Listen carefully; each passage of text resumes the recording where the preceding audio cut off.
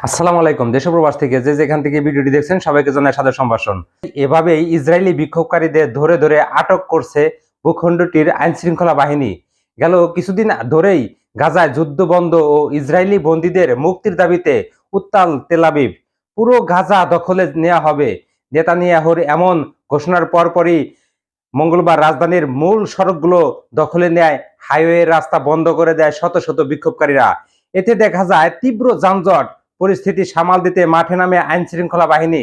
তর্কে বিতর্কে জড়িয়ে এক পর্যায়ে তাদের সঙ্গে বিক্ষোভকারীদের সংঘর্ষ হয়, তাদের আটক করা শুরু করে পুলিশ। অভ্যন্তরীণ এমন ঘটনা ইসরায়েলি প্রধানমন্ত্রীর উপর ক্রমে চাপ বাড়াচ্ছে। এদিকে গাজা দখলে নেতানিয়াহুকে সম্পূর্ণ স্বাধীনতা দিয়েছে মার্কিন প্রেসিডেন্ট ডোনাল্ড ট্রাম্প।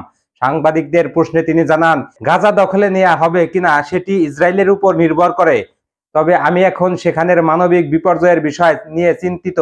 উপত্যকার খাদ্য সংকটের জন্য $60 মিলিয়ন দিয়েও দেখেছি সেখানে মানুষ ঠিকমতো খাবার পাচ্ছে না। যুক্তরাষ্ট্রের সঙ্গে আরব দেশ ও ইসরায়েলের সহায়তা কার্যক্রম চালিয়ে যাচ্ছে। এদিকে মঙ্গলবার গাজায় 35 টনের বেশি ত্রাণ সহায়তা আকাশপথে দিয়ে সরবরাহ করেছে প্রতিবেশী জর্ডান। এর জন্য ব্যবহার করা হয়েছে 5টি ভারী সামরিক বিমান। তবে গাজায় চাহিদা তুলনায় ত্রাণ সহায়তার পরিমাণ যথেষ্ট না বলে জানিয়েছে জাতিসংঘের মানবাধিকার বিষয়ক সমন্বয় অফিসের মুখপাত্র জেমস নেহারকে। গাজায় এতটুকু ত্রাণ নিয়ে খাদ্য সংকট কাটানো যাবে না। উপত্যকায় শিশু ও বৃদ্ধের মধ্যে দুর্ভিক্ষ ভয়াবহ আকার ধারণ করেছে। ত্রাণ সরবরাহের পরিমাণ বাড়ানোর পাশাপাশি তা নিরবিচ্ছিন্ন রাখতে আমি দেশগুলোর প্রতি আহ্বান জানাচ্ছি। এমন পরিস্থিতিতে গাজা জুড়ে ইসরায়েলি আগ্রাসনে প্রাণ গেছে প্রায় 100 ফিলিস্তিনির।